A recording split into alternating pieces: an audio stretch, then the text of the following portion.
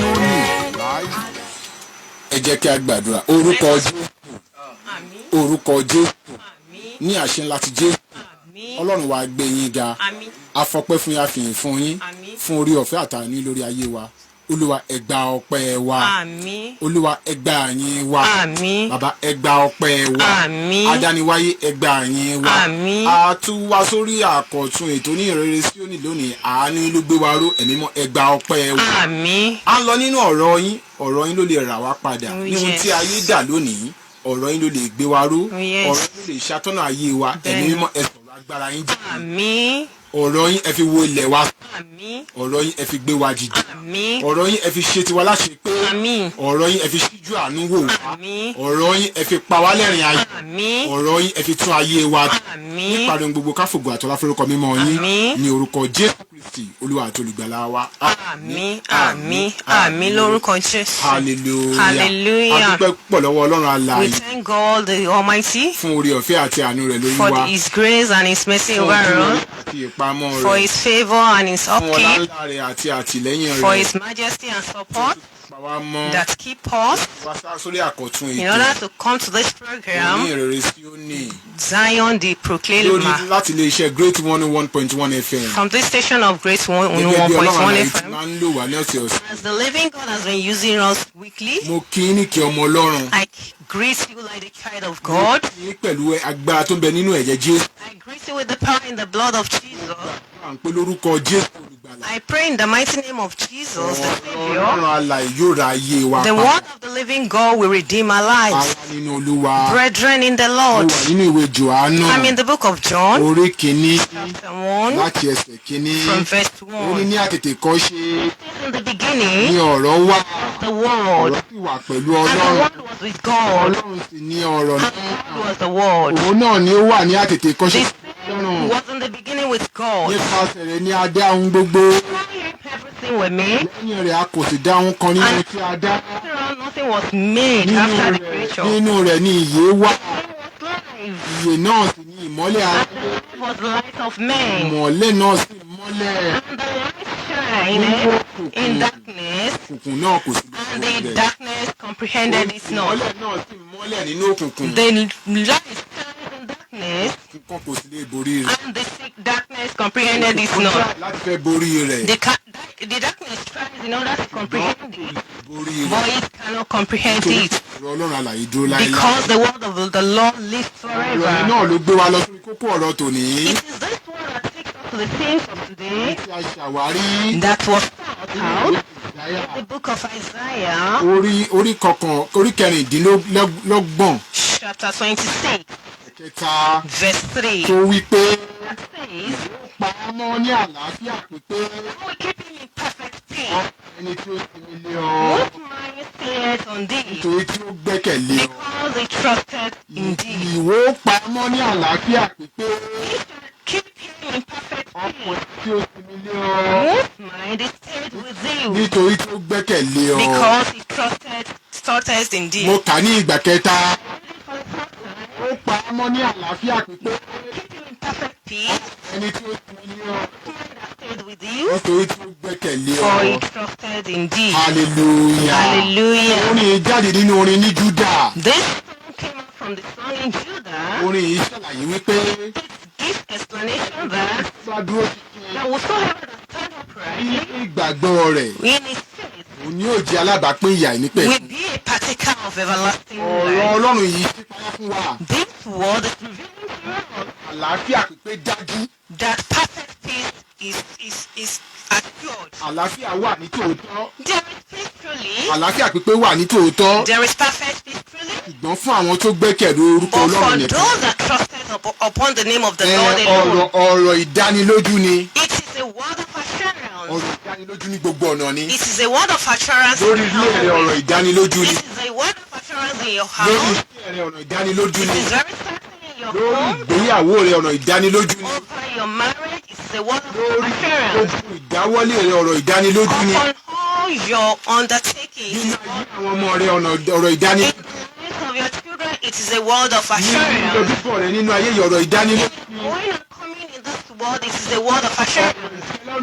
And it is a word of contentment statement as well. gbogbo ọ̀nà wípé In all ways that Olódùmarè nìkan or the Almighty nìkan alone ni ó pa á mọ́ ní àlàáfíà will keep thee in a perfect ọkàn peace. Whose mind is stayed nítorí with him? agbẹ́kẹ̀lé. Because we trusted in him. ọ̀rọ̀ yìí ń jẹ́ ká máa mọ̀ wípé láti máa wá Olúwa nìkan This message made us to understand that to seek only God fún ìpèsè ohun gbogbo for the provision of everything nísinsìnyí right now, ní ọjọ́ iwájú in future, àti fún ìgbàlà. and for mo Savior. gbàdúrà fún o. I pray for thee, níbi tí àlàáfíà yẹpẹrẹ wherever your life is, farahàn nínú ayé that rẹ. is manifesting in your life, ọmọ Jésù in olùgbàlà the name of Jesus the Savior, àlàáfíà pípé authority of perfect peace, ayé rẹ wá. enter into your mo life, ní kó wọnú ayé rẹ wá. enter into your ọmọ life, Jésù kó wọnú iṣẹ́ rẹ wá. enter your life into wọ́n nothing, dáwọ́lé rẹ wá. enter in your undertaking. ara nínú Olúwa. Brethren in the Lord, Olúwa rán wa lórí ètò tòní. Lord has sent us on this jẹ́ kó o program mọ̀ today wípé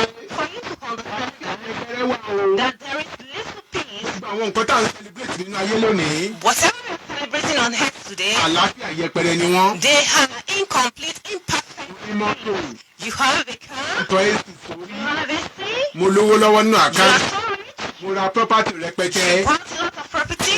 pẹ̀ lẹ́nu pé àwọn láńlọ́ọ̀dù ń já mi báyìí lónìí. If they are calling you to settle the quarrel of the wá landlord, pè pé àwọn tẹ́nàtì ń fa wàhálà ń bẹ́ẹ̀ you'll lọ́la. be called concerning the tenant tomorrow, nǹkan kan tún ti ṣẹlẹ̀ lórí property ẹ̀kọ́ you'll níbi be called concerning your property somewhere. yẹpẹrẹ ni. You consider the perfect thing. Ọlọ́run jẹ́ kó mọ̀ wípé God is making you to understand that ọ̀pọ̀ tá à ń celebrate nínú ayé lónìí. everything we're celebrating on what àlàáfíà yẹpẹrẹ ni wọ́n mú wá fún ayé. bringing in perfect peace to us.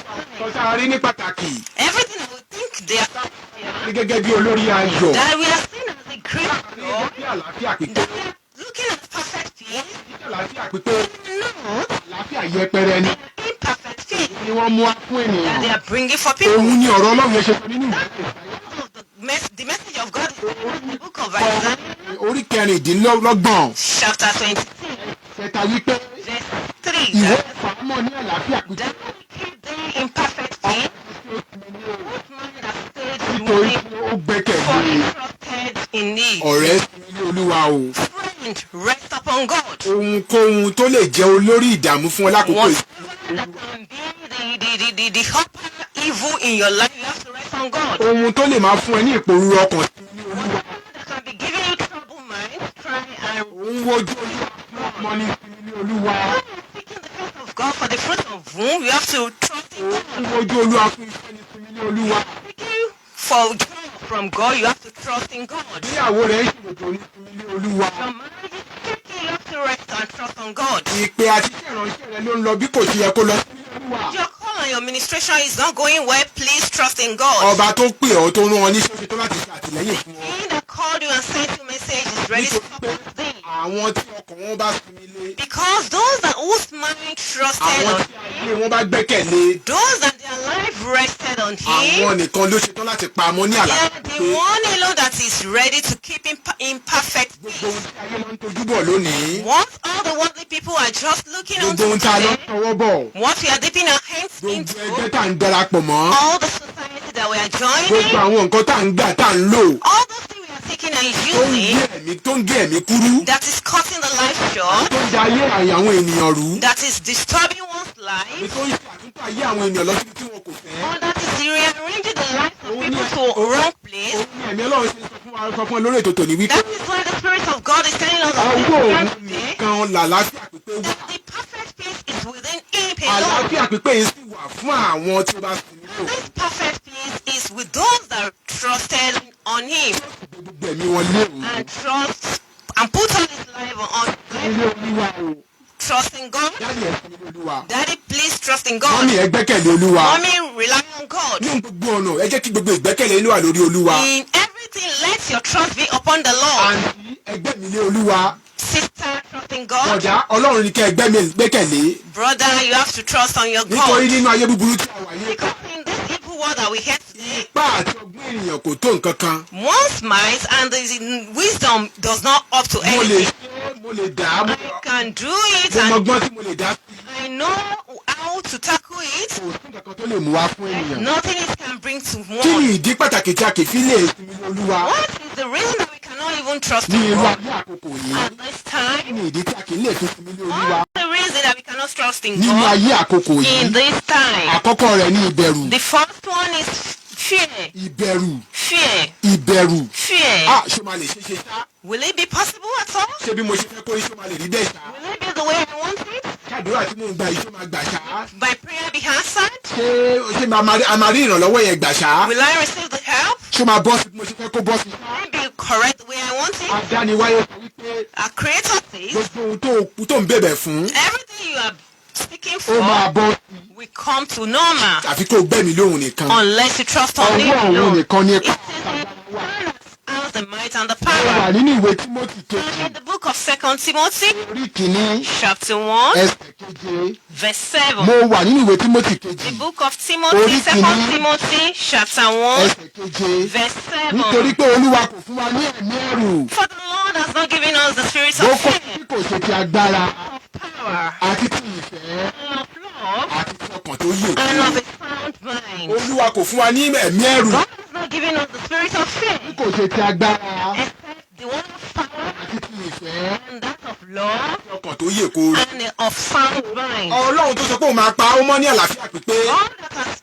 commanded that He will keep you in perfect peace. fún wa ní ẹ̀mí ẹ̀rù. God has not given us the spirit of tí kò fear, ṣe ti agbára but of peace, àti ti ìfẹ́ and of love, àti ọkàn tó yè and kóró. a sound mind. nínú orúkọ rẹ̀ In His nìkan. name alone, nínú agbára rẹ̀ in nìkan. His power alone, nínú ìdáǹdè rẹ̀ nìkan. in His redemption Olúwa tó alone. ṣe sọ wípé One of our songs kí says, ni ó wá ń dẹ́rù bà ọ́. what is making you fear? oṣù àti àjẹni. Witch or wizard?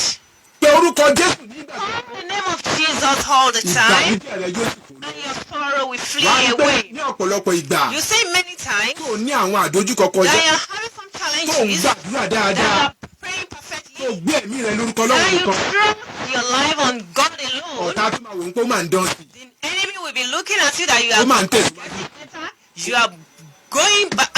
kò máa ronú. He doesn't even think. kò máa banújẹ́. He's not in kò máa ká sadness. gbọ́gbọ́. He's not even nítorí in sorrow. nítorí pé gbogbo ìgbẹ́kẹ̀lé rẹ̀ Because all your trust orúkọ Ọlọ́run alààyè nìkan is ló wà. of the Lord. So, mo fẹ́ kó o gbẹ̀mí lé Ọlọ́run o. I want you to trust in God. ìlérí rẹ̀ ni wípé His promise is that wọ́n pa á mọ́ ní He àlàáfíà will keep you in perfect peace. ẹni tó sinmi ní o. What might have stayed upon nítorí tó him, for he gbẹ́kẹ̀lé. trusted in me. ohun kejì The second tí kì thing í jẹ́ kí àwọn ènìyàn kó lè gbẹ́kẹ̀lé that does Olúwa not allow people to trust in God òun ní èrò is thought, ẹkún cry, àti ìlàkọjá búburú. and evil challenges. onísàmù tilẹ̀ sọ wípé The book of Psalms says, ojú mi gbogbo tán my eyes are hedged torí ẹkún mi ní gbogbo ìgbà. because of my weeping all the time. tó o bá ti jẹ́ èèyàn tó ní èrò búburú If you are one that has evil àbí thoughts, tó ń fi gbogbo ìgbà and you do cry all the àbí tó ń fi time, gbogbo ìgbà banújẹ́ or you are in sorrow all the nítorí time, ìlàkọjá tó ń là kọjá because of the lọ́wọ́ challenges that you are facing, èyí tó fi ní èrò búburú that yẹn you are having that evil èyí thoughts, tó fi ń sunkún yẹn instead of èyí weeping, tó fi ń ká gbọ́gbọ́ yẹn instead of being ó ṣe sorrowful, kúkú máa gbàdúrà why not pray? ó ṣe kúkú képe ọba tó dá Why ọ not call on your God that ó ṣe created kúkú you? pe ọba tó mọ̀ ọ́ Why can't you call on the God that ó ṣe built kúkú pe ọba tó you? mọ èrò inú ọkàn rẹ. Can't you call the God that knows your heart? nǹkan tí kì í jẹ́ kí èèyàn kó lè gbẹ́kẹ̀lé Those Olúwa are the types of things that does not make one èrò God. Thoughts, ẹkún weep, àti ìlàkọjá búburú. and evil challenges. mo wà nínú ìwé Sáàmù In the book of Psalms, ìwé Sáàmù the book of Psalms, orí ọgbọ̀n chapter 30, ìwé Sáàmù the book of Psalms, orí ọgbọ̀n chapter mo 30, wà ní ìwé Sáàmù orí ọgbọ̀n I'm in the book of Psalms, láti chapter ẹsẹ̀ 30, karùn-ún from verse títí dé 5 ẹsẹ̀ kẹfà. to 6. ó ní nítorí pé Because ní ìṣẹ́jú kan for in 1 ní minute, inú rẹ̀ ń pẹ́ that is ní ojú rere nínú ojú rere ní ìyè gbé wà for in his favor there is life. bí ẹkún pẹ́ di alẹ́ kan The wait time for life, bí ayọ̀ ń bọ̀ but yóò joy bọ̀ cometh in the morning. bí ẹkún pẹ́ di alẹ́ kan If the weeping time for night, ayọ̀ ń bọ̀ ní òwúrọ̀. cometh in the tó o morning. bó o bá sunkún títí If you cry out through, tó o kàn ń sunkún lásán that you are just kàn crying, ní èrò búburú and you have evil nítorí thoughts ìlàkọjá tó o wà lọ́wọ́lọ́wọ́ for the challenges that you're facing pé right Ọlọ́run lè now, dá àárẹ̀. that don't call your God the Creator. ayọ̀ ló máa ń wúra o. There may be no joy in the morning, kò sí bó o ṣe lè bá ní jẹ́ tó but no matter how sorrowful you are, kí n pe orúkọ Ọlọ́run nínú when you're calling the name of God in your sorrow, ìgbẹ́kẹ̀lé orúkọ and you trust in His name nínú alone, ìbànújẹ́ rẹ in that your sorrow, a rí wípé ayọ̀ yóò jáde sí you will see that joy will come to you in the morning. Ayọ̀ yóò bá ọ pàdé ní òwúrọ̀. Joy will meet you in the morning. Ayọ̀ yóò bẹ̀ ayé rẹ wò ní òwúrọ̀. Joy will visit your life in the morning. Gbàdúrà fún ọ. Pray for thee. Gbogbo ibi tó ti kún fún ìbànújẹ́. Wherever you're full of sorrow, Ọba tó dá sí ilẹ̀ Samaria ní ọjọ́ wọn. God intervened to the land of Samaria in Ọba that tó day. bẹ̀ ayé Hánà wò ní. God visited the life of Hannah in that day. Lórúkọ Jésù yóò bẹ̀ ayé rẹ. In the name of Jesus, He will visit your life. A wàá sì rí ìrànlọ́wọ́ gbà lọ. And you will receive help in the name of À ń Jesus. padà bọ̀ lórí ètò Onihinrere. Coming back to the program, this Ìpè wà pẹ̀lú wa. thank you for being with us. Great Radio 101.1 ìròyìn ayọ̀. Automatic Mercy Interdenominational Crusade. Jésù ọba aláàánú dé. Nítorí ilẹ̀kùn tí a fi pa ayé tì. Àánú ajániwáyé ṣetán láti ṣí. Yàgbọ́ mímọ́ the Sacred Cherubim and Seraphim Church. Ebenezer Model Parish. Temple of Miracle. Ṣé ń gbé gbogbo ènìyàn síbi àgbàyanu ìsọjí ìta gbangba ọlọ́jọ́ mẹ́ta gbáko. 3 days Interdenominational Mercy Crusade. Automatic Mercy. Àánú lẹ́sẹ̀kẹsẹ̀ ní àkórí. Gbogbo ìṣẹ̀dá kí ó wá fi ìtara tú àròyé palẹ̀ níwájú Olúwa. Láti bọ́ lọ́wọ́ ẹ̀mí adánidúró tí sí ọ̀run ìṣẹ́rẹ́rẹ́ mọ́ni. Láti ọjọ́ Friday June 12, Saturday 13 àti Sunday June 14, 2026. Aago 5 ìrọ̀lẹ́ lójoojúmọ́. Ní skating ground opposite post office Panṣẹ́kẹ́ Abẹ́òkúta Ogun State. Saturday June 13 Ministers Anointing Service. Aago 11 òwúrọ̀. Ní ìjọ Ebenezer Model Parish 5 Ṣọ́láńkẹ́ Street Abiola Way Abẹ́òkúta. Ministry Spirit DNA Tóbi Fèrè Adéọlá Adéṣílẹ̀ and other anointed ministers of God. Pastor Abayomi Olúga convener. Senior elder Apostle AA Dọ̀pẹ̀mú ní olùgbàlejò. Wá àṣírí òkùnkùn máa tú nínú àdúrà. Great Radio 101.1 ìròyìn ayọ̀. Ẹ káàbọ̀ padà. You are welcome back Lórí ètò Onihinrere.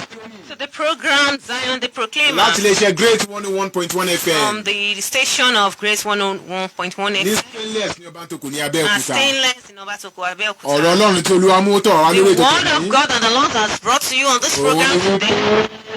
Wọ́n pa á mọ́ ní àlàáfíà. Now we keep thee in a perfect peace, Ọkùnrin tó sinmi lé whose mind are rest upon nítorí tó him, gbẹ́kẹ̀lé ọ. for he trusted indeed. Ọ̀rọ̀ tá a ṣàwárí The word that we saw nínú ìwé Àìsáyà in the book of Isaiah, orí kẹrìndínlọ́gbọ̀n chapter 26, kẹ̀kẹta. verse 3. Ara nínú Olúwa. Brethren in the Lord, Olúwa ń sọ fún wa lọ́wọ́. what the Lord is telling us the Òun other ní àwọn time, ìdí pàtàkì and the reason tí ayé kì í fẹ́ sinmi lé Olúwa. that people of the world do not like to rest on God. Àkọ́kọ́ ní ìbẹ̀rù. The first one is Ìkejì fear. ní èrò Second one is thought or ẹkún weeping, tàbí ìlàkọjá búburú. weeping or evil challenge. Ìkẹta bẹ̀. And the third there Olúwa fẹ́ ṣípayá fún wa. that the Lord wants to reveal unto us Àìnígbàgbọ́. is lack of faith. Àìnígbàgbọ́. Lack of faith. Ogunlọ́gọ̀ ènìyàn lọ Many church people lónìí. are going to church today, Ṣùgbọ́n péréte ni àwọn tẹ̀mí ìgbàgbọ́ wà but nínú. only few people have faith.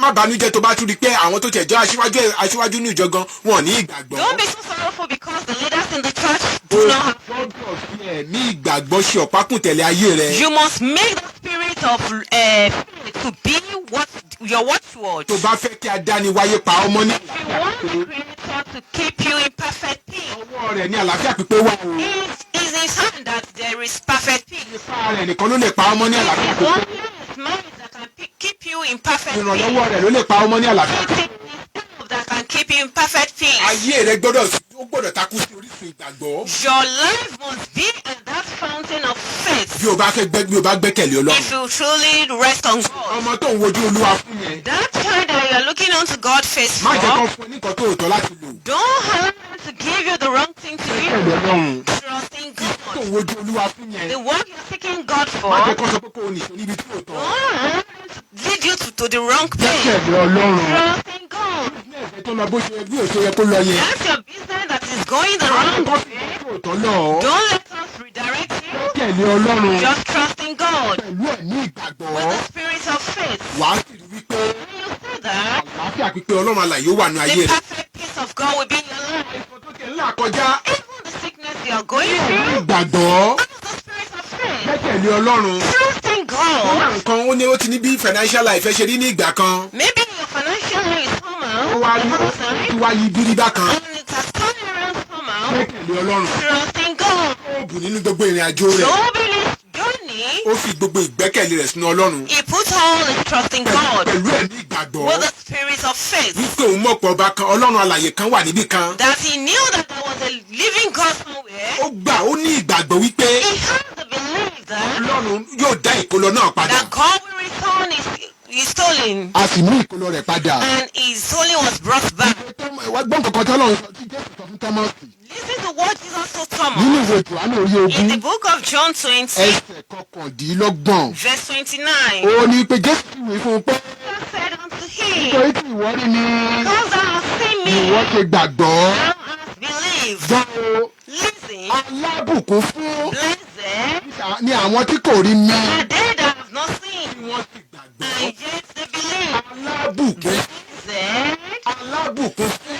blessed, Kò sọ pé olókì. not wretched, Kò sọ pé aláìní. not Kò lack, sọ pé ẹni ẹ̀gàn. not people of reproof, Ìjákulẹ̀. not the person of Kò sọ pé ẹni failure or someone of kò shame, sọ pé ẹni ìbànújẹ́. not someone of Alábùkún fún. blessed, Alábùkún fún.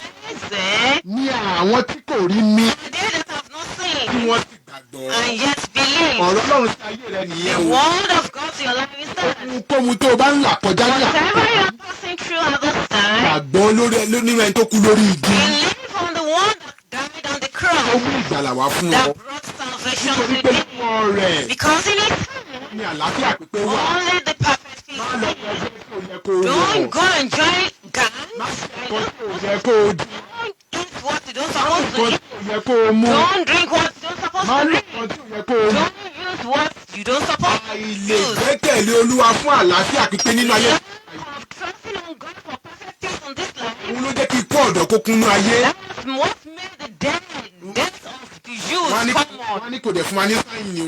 After all, there is no sign. Ìjọ jókòó lálẹ́ àná ni o. We sat together Ilé yesterday, ìdarí àgbọn kò ti kú. and this morning we just had a break news that he Ìwọ́n mọ̀ died. nǹkan tó ti lò. Do you know what he has eaten? Ìwọ́n mọ̀ nǹkan tó ti Do jẹ. you know what he has eaten? Ìwọ́n mọ̀ nǹkan tó ti mú. Do you know what he has drunk? Ìwọ́n mọ̀ nǹkan tó ti ibi tó ti torí bọ̀. Do you know where he has entered? Nítorí pé ń wà àlàáfíà yìí. Because he's looking for imperfect peace. Ìṣe èyí ni kókó ọ̀rọ̀ yìí ṣe jáde fún wa lónìí. Why this thing came out to us today? Nínú ìwé Àìsáyà 23 Isaiah orí kẹrìndínlọ́gbọ̀n ẹsẹ̀ ìkẹta. wípé òun yóò pa wọ́n ní àlàáfíà pípé. That will keep thee in perfect peace. Ọkàn ẹni tó ti ní e Whose mind will rest upon him? nítorí tí ó ti gbẹ́kẹ̀lé. For he trusted in thee. Ọ̀rọ̀ tí èmi Ọlọ́run mú wá fún ọ lónìí nìyẹn o. This is the word that the God of God has brought today. Ta ní ìrìn àjò nínú ayé lọ́wọ́. Satan is journeying on this planet. Òkùnkùn biribiri bu ayé.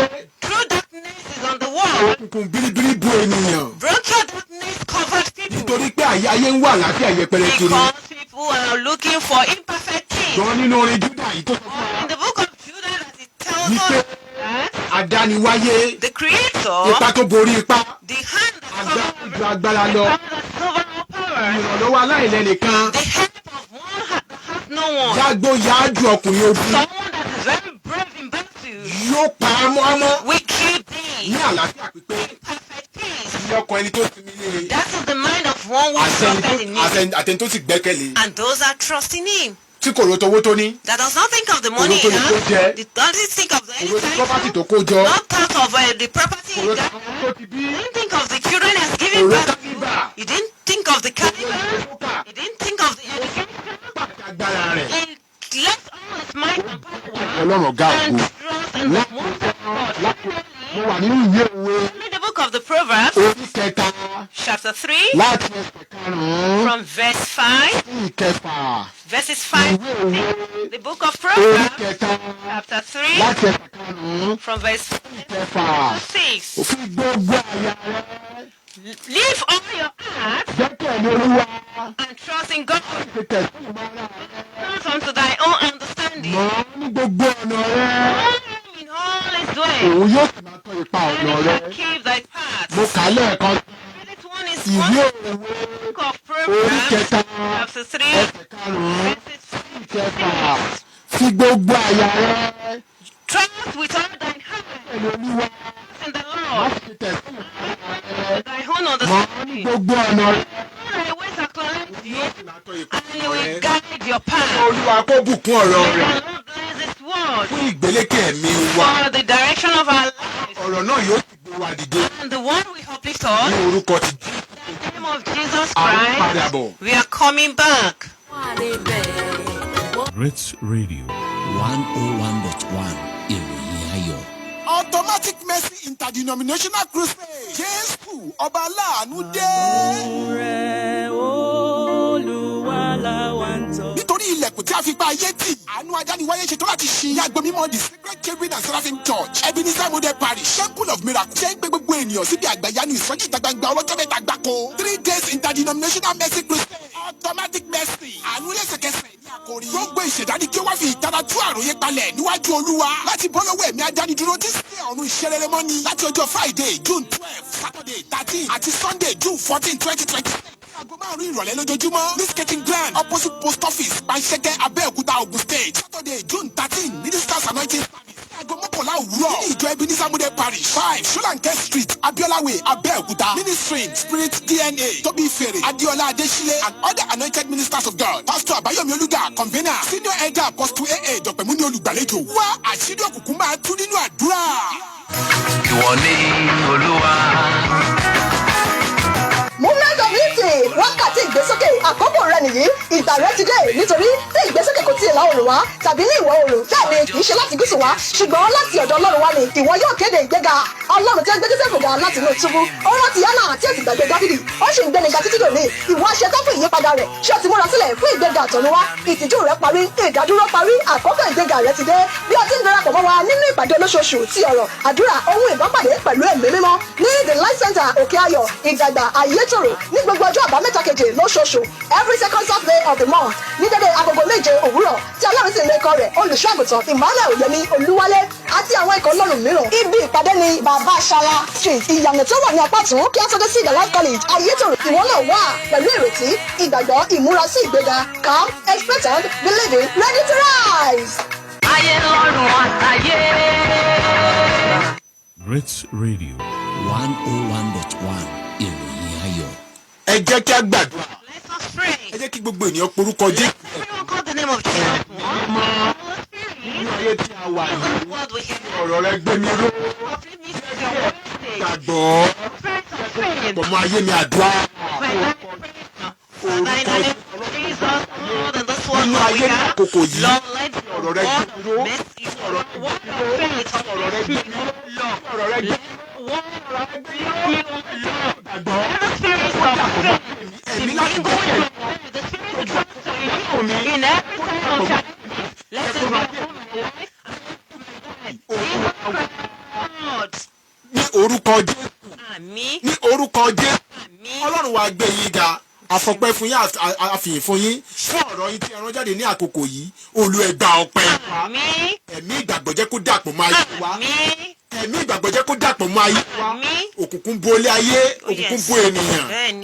ayé kún fún òkùnkùn bírímù bírímù Yes. gbogbo àwọn ẹni ìgbàgbọ́ fi ojoojúmọ́ padà sẹ́yìn adániwáyé ẹ̀mí ìgbàgbọ́ ó yẹ gbé wọ́ wa Àmín. ìgbàgbọ́ wa má di òye ẹ̀ o Àmín. a ṣetán láti gbẹ́kẹ̀lé Olúwa mú wa máa wọ̀ ọ́ Àmín. ràn ayé wa lọ́wọ́ Àmín. ìwọ tó ń wo ojú òní tí Àmín. ibi tó ti ń gbọ́ wa ara òní níran Àmín. àlàáfíà Ọlọ́run pípé yóò jẹ́ tì Àmín. lórúkọ Jésù ibi tó ti kún fún àìsàn ọwọ́ Ọlọ́run alààyè yóò gbé ọ dìde Àmín. ẹ̀mí mọ́ yóò wù ọ́ Àmín. gbèsè ara tẹ̀mí tó jẹ́ adániwáyé bí àwọn Àmín. ojú òní tí Àmín. ara òní ní ọ́ Àmín. gbogbo ayé òdùmọ̀ ṣàṣeyọrí Àmín. ní ọjọ́ tí owó kò ní lọ́lá táṣọ kò ní níyì tí gbogbo ayé òdùmọ̀ dúró níwájú ìtẹ́ lórúkọ Jésù ẹkún ìbànújẹ́ kò ní bá ìwé ìyè yìí jẹ́ Àmín. ní orúkọ Jésù Kristi Olúwa àti olùgbàlà wa. Àmín. Àmín. Àmín lórúkọ Jésù. fún àwa tá a bá lóhun kan tàbí òmíràn láti Those bá are one or two things to say. lẹ́yìn ètò Onihinrere After the program, Zion the Proclaimer. a ní àǹfààní láti pè You have the opportunity to call on this number.